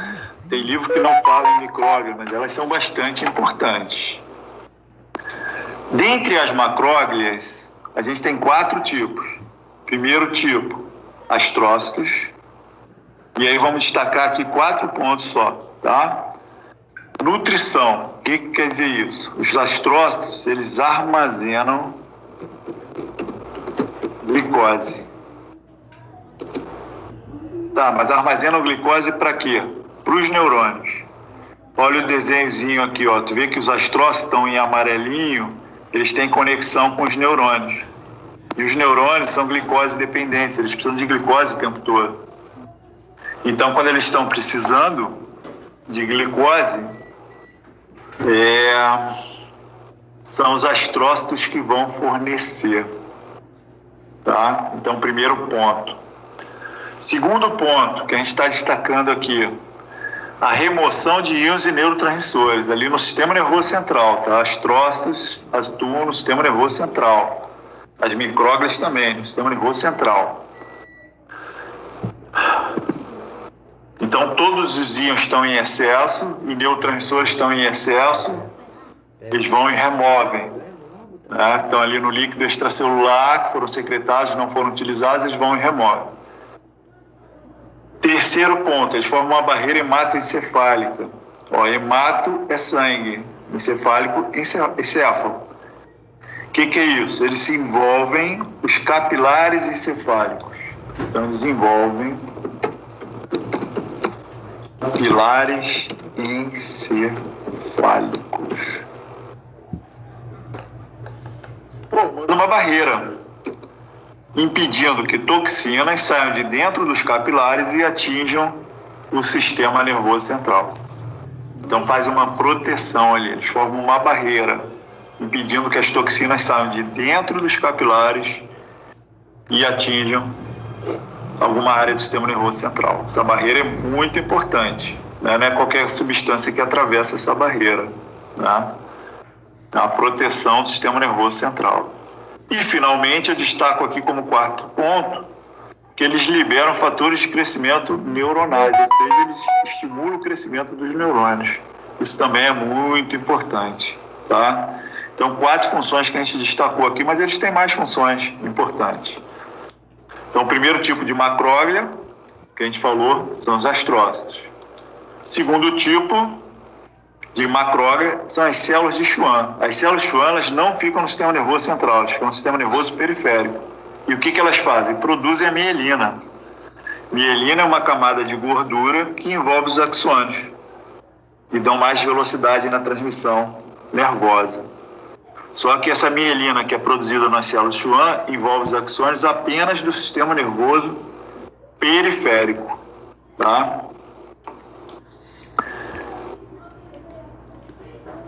Terceiro tipo de macróglia, o oligodendrócito, também fazem a mesma coisa que a célula de Schwann. Produzem mielina, só que eles ficam localizados no sistema nervoso central. Então eles vão produzir mielina que envolve os axônios do sistema nervoso central. E, finalmente, né, o último tipo de macróglia são as células ependimárias. O que elas fazem? Elas são células de revestimento. E revestem aí os ventrículos do encéfalo e o canal central da medula espinal, por exemplo. Tá? Elas são células de revestimento. Todas as macróglias, com exceção das células de Schwann, se localizam no sistema nervoso central. Células de Schwann se localizam no sistema nervoso periférico.